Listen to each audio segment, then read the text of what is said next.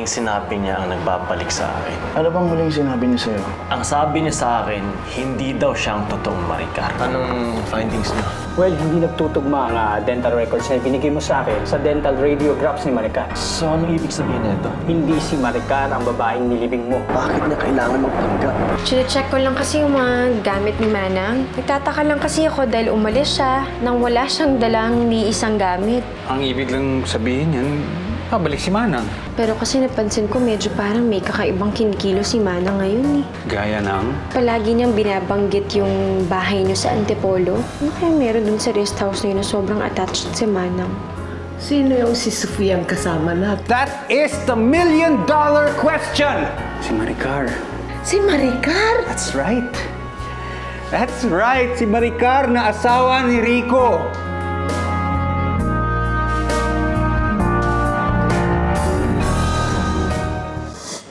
Kumpirmado, pare. Hindi asawa ko ang inilibing natin. Kundi si Maricar yun, pare. Bakit kamukha niya yung asawa mo? Ano yung long-lost twin? Imposible na may kakambal si Maricar. Alam dapat ni Ate Mimi yun. Sino yun? Nung nalaman ko mula sa dentista na magkaibang dental records ni Maricar ng babae, tinawagan ko agad ng punerarya. They found silicone implants in her chin and her nose. Ano yun, pare? Operada? Lahat pinalitan? Ano? Hindi ko alam. Pero sinadya niya yun para maging kamukha ni Maricar. Para magpanggap ng asawa ko. Eh kung hindi si Maricar yun, ano, asan na? Asan na si Maricar? Buhay pa ba? Paano napunta sa'yo yung asawa ni Rico? Naalala mo nung pumunta ako sa Bataan, yung resort na nasunog doon, kasama siya sa nasunog. At hindi lang yun, nawala yung memorya niya. Masok ako. Tinulungan ko siya. Pinalitan ko ngayon yung mukha niya at ilinagay yung mukha ni Sofia. Perfect! Manang, genius yung alaga niyo! Ha? Can you not appreciate it? Pare, nakakatakot. Tumawag na kaya tayong pulis? Pare, masyadong delikado yun. Ang daming alam ng Peke Maricar tungkol sa buhay ko. Kaya posible na ginawa niya ito mag-isa eh. Lakas ng kutob ko na may kasabot siya dito. Kasabot na kakilala ko. Kaya kailangan ko talaga mag-ingat. Okay. Pare, may kakilala akong private investigator. Okay? Magsiset ako ng appointment para malaman natin yung totoong asawa mo, yung fake na asawa mo. Nakakatakot, pare. Imagine, pinalitan yung buong mukha. Tsaka bakit niya ginawa yun? Ang gusto din ng palabasin.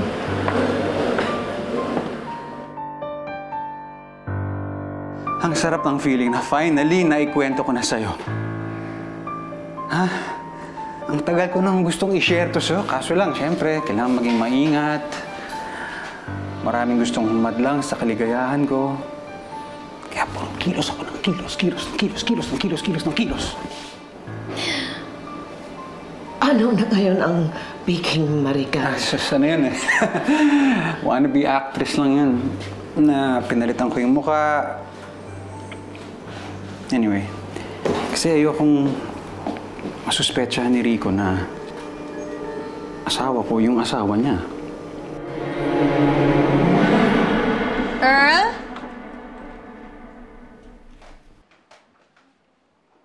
Asan na yun? Anong oras na?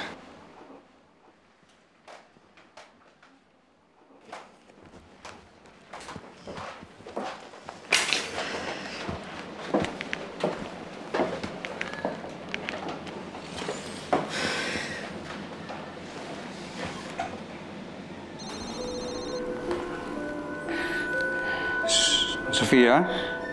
Hello, Earl. Asan ka na ba? Nasa meeting lang ako, yung isang importanteng meeting. Hindi ka pa ba tapos? Anong oras na? Tsaka wala si Manang Siling dito sa bahay. Wala akong kasama. Hindi ka pa ba uuwi? Okay. Mag-ano ka na lang. Mauna ka na mag-dinner. I'll be home soon. Okay. I love you. Pero,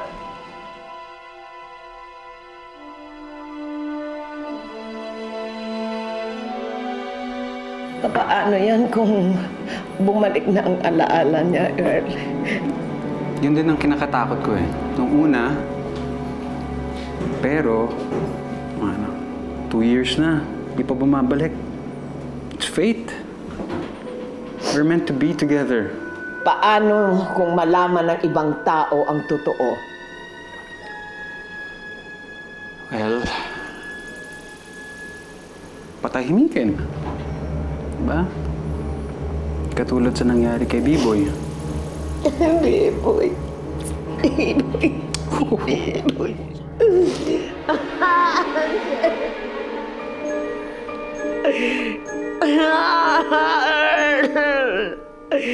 Ikaw ang pumatay kay B-Boy, Earl. Walang iya ka, Earl. Walang iya ka. Mahal ko si B-Boy, Earl. Bakit mo ginawa yun, Earl? Bakit, Earl? Bakit?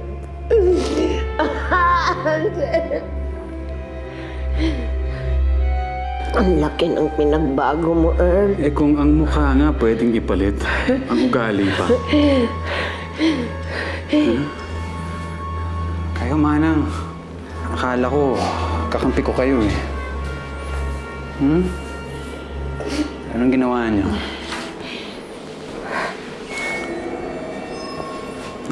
Patalikod kayong kumikilos laban sa akin. Paano ba yan? Anong gagawin mo sa akin ngayon? Papatayin mo rin ba ako? Ha, Earl? Of course not! Ano ba akala mo sa akin, ha? Loko-loko? Buong buhay mo ako inalagaan, papatayin kita ito naman, oh. Ha? Pero, nagkasala kayo sa akin. Sinira mo yung tiwala ko. Kailangan lang kitang turuan ng konting leksyon para hindi na maulit-ulit. Okay. Shh. Tahan na.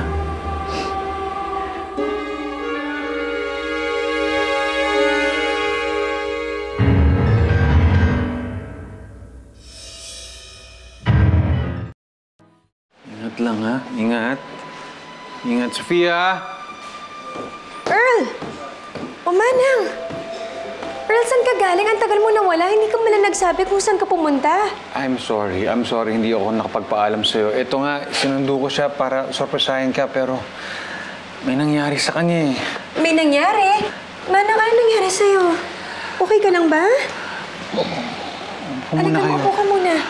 Ang weird nang nangyari sa kanya. Ang kwento ng pamangkin niya, nakipaglaro daw si Manang sa isang asong kalye. Oh. Eh, nanibago sa kanya, tapos, ayun, kinagat siya. Kinagat yung dila niya, napuruhan siya. Kung nasabihan na ako, siguro naibalik ko yung dila niya. Anong ibig mong sabihin? Wala nang dila si Wala Manang? na siyang dila. Hindi na siya makakapagsalita habang buhay. Manang. Di bale, huwag kang mag-alala, Manang. Nandito kami ni Earl para sa'yo. Hindi ka namin pababayaan ni Earl, Manang, ha? Di bale, Manang.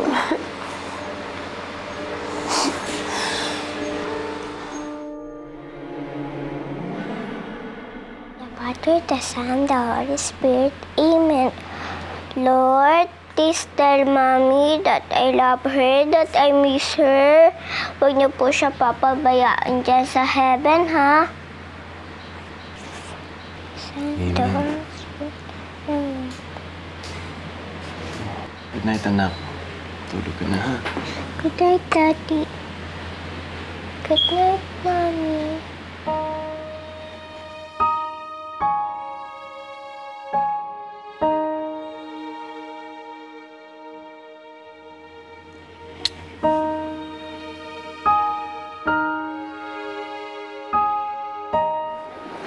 Ano, pare? Nakausap mo na ba yung private investigator na sasabi mo? Hindi pa sumasagot eh. Waiter, dalawang beer. O ano? Kumusta sa inyo? Ano sabi ni Tita Elda about dun sa fake na Maricar? Wala pa akong binabanggit sa kanila tungkol doon eh. Ayoko muna sila maguluhan, lalong-lalo si Joanna. Bata-bata pa, ang dami nang nangyayari sa buhay niya. So, paano yun? Isisikreto mo muna sa kanila yung peking pinagluluksaan nila dun. Pansamantala lang muna. Kailangan ko muna malaman kung sino yung babae nagpanggap bilang asawa ko. At kung ano talaga nangyari kay Maricar.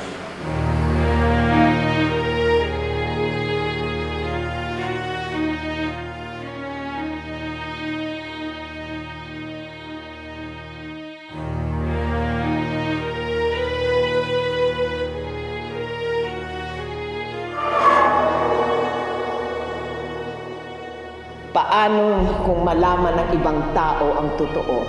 Patahimikin. Diba? Katulad sa nangyari kay B-Boy. B-Boy.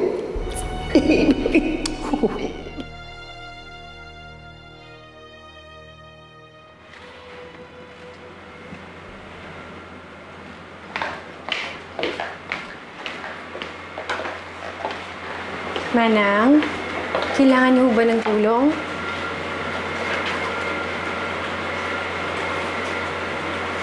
Manang, alam mo, sobrang nag-alala talaga kami nung bigla kang nawala. Biglaan naman ho kasi yung pag-alis niyo. Hindi ko alam na umuwi pala kayo sa probinsya. Manang, may problema ba? Umiiwas ho ba kayo sa akin?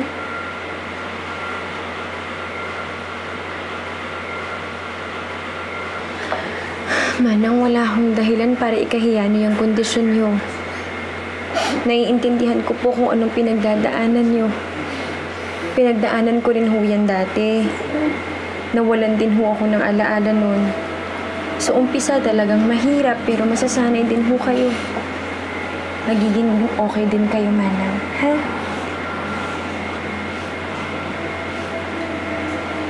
Tulungan ko na kayo.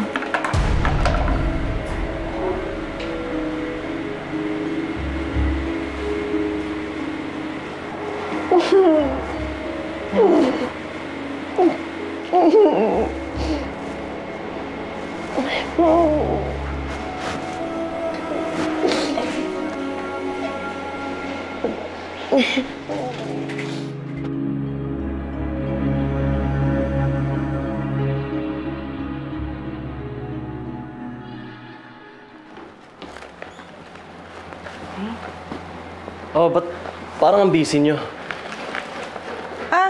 Ano ba? Diba pasyam ni Maricar, may novena mamaya? Oo, para to sa mga bisita. Teka, aalis ka? Oh, may kailangan akong asikasuhin eh. Paano yung padasal kay Maricar? Kayo nang bahala. Kailangan ko nang umalis eh. Sorry.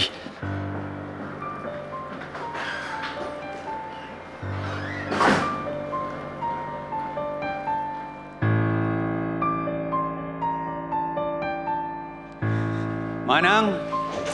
Oh, Okay lang kayo? Relax lang kayo. Masyado naman kayo magugulatin eh. Wala naman akong gagawing masama sa inyo. Sapat na siguro na pinutol ko yung dila nyo bilang parusa sa pagtratraidor nyo sa akin. Siguro naman ngayon magtatandaan na kayo. Huwag masyadong malungkot. Smile. Isipin mo na lang na Diyos ko, salamat na lang at hindi niya ako pinatay. Kasi ayoko talaga ng traidor eh. Yun ang pinaka-ayokong tao. Mag-iingat ka. Dahil kung nagkamali ka, hindi lang dila babawiin ko, ha? Sandali lang. Pati buhay mo. Pati buhay mo. Ha? Okay, tama na yan. Sige, magtrabaho na. Huwag kang umiyak.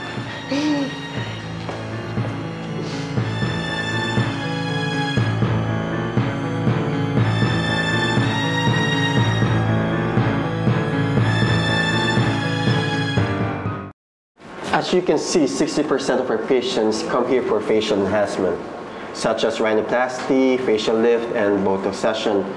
So we're asking for a bigger budget allocation in this department. Rico, what do you think? Rico? Rico? Huh? What do you think? Sige, pag-aaralan ko muna. Pakibigay na lang yung file kay Chrissy sa secretary ko. Saan ka pupunta? We're not yet done. No, I just have to go do something important. Sorry. Rico? I'll be back. I'm sorry about that. Tuloy na lang natin some other time. Yeah.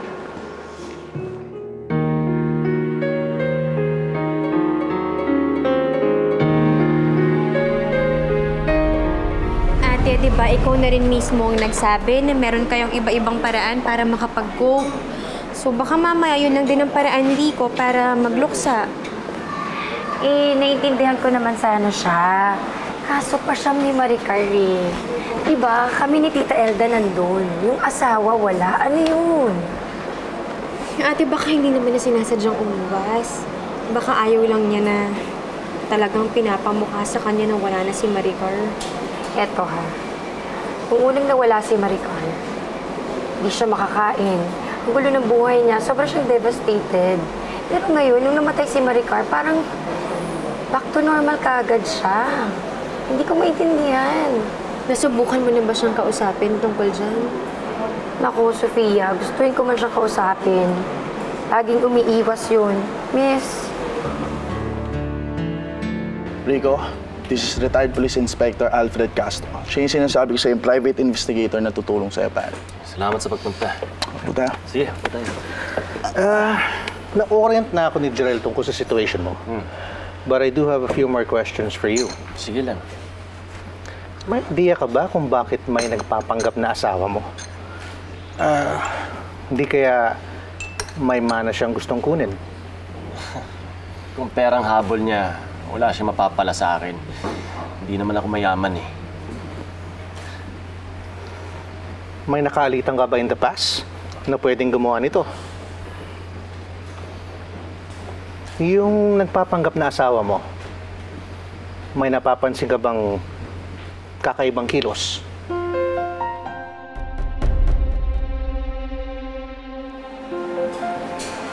Mahal? Sino si Sylvia Ignacio? Yun, nakita ko siya pumirma noon ng ibang pangalan. Sylvia Ignacio.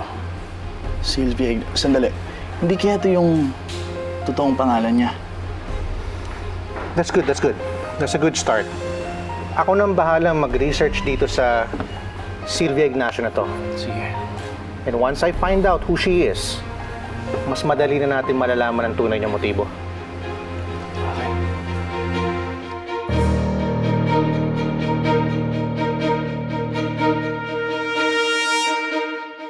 Sige, bigay ko na. Sige, go lang ko. Sige, thank you. Uy, bili ka. Cookies, dali. Ay, ma'am. Hello, andyan pa ba si Earl? Eh, wala po siyang client meeting ngayon eh. Si Rico ba nandito? Opo, padating na po siya, sabi niya. Pero kung gusto niyo po, hintayin niyo na lang siya sa loob. Sige. Ay, pero ma'am, bili naman kayo ng cookies. Masarap yan. Sige ba? Ano bang meron ka? Ito, masarap to, ma'am. Ito na lang kukunin ko. Tsaka sige lang, ma'am. Ito. Sige, ma'am. Ayan. Sige, babalot ko na po. Sige. Thank you po. Sophia? Hey, napadaan ka? Si Earl bang inaantay mo? Balikan ko na lang, ha? Actually, Rico, ikaw yung sadya ko. Step into my office. Ano yun? Have a seat. What can I do for you? Rico, I'm so sorry for your loss.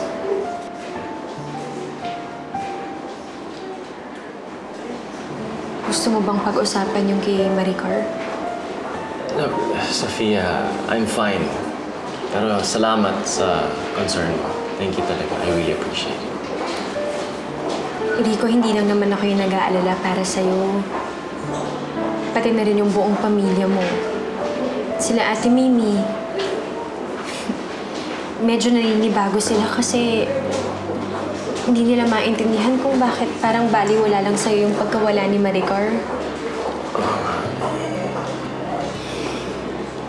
Rico, naiintindihan nila na hindi madali ang pinagdadaanan mo. Hindi mo to kailangan pagdaanan mag-isa. Don't shut them out. Andyan ang buong pamilya mo na mahal ka para damayan ka. Kaya huwag mong ipakita sa kanila na okay ka lang dahil naiintindihan nila kung gaano kasakit ang mawalan ng asawa.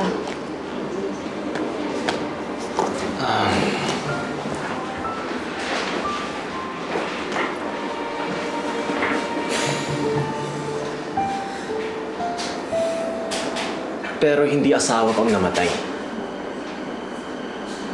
Hindi si Maricar ang babaeng inilibing ko.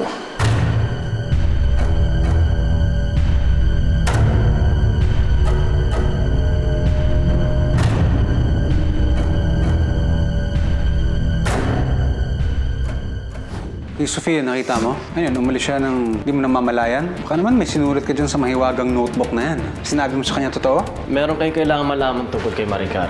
Hindi niya katawan yung inilibing natin. Hindi asawa kong namatay. Ba't may ganito? Sinong gagawa nito? Bakit may nagpapanggap na Maricar? Yun ang hindi ko alam eh. Yun din ang mga tanong ko eh. Teka, sandali. May suspect ka na ba? Si Tessa! Di kaya may alam niyo si Rico? There's no any other chance para malaman ni Rico yung involvement mo dyan kay fake Maricar. I hope so. Gusto ko rin i-check mo si Tessa Soriano. I-research mo kung may kakaibang kilo siya the past few weeks. Hoy! Tessa! Nasaan ang kapatid ko? Ha? What are you talking about? Huwag ka na magmaang-maangan pa. Ilabas mo ang kapatid ko!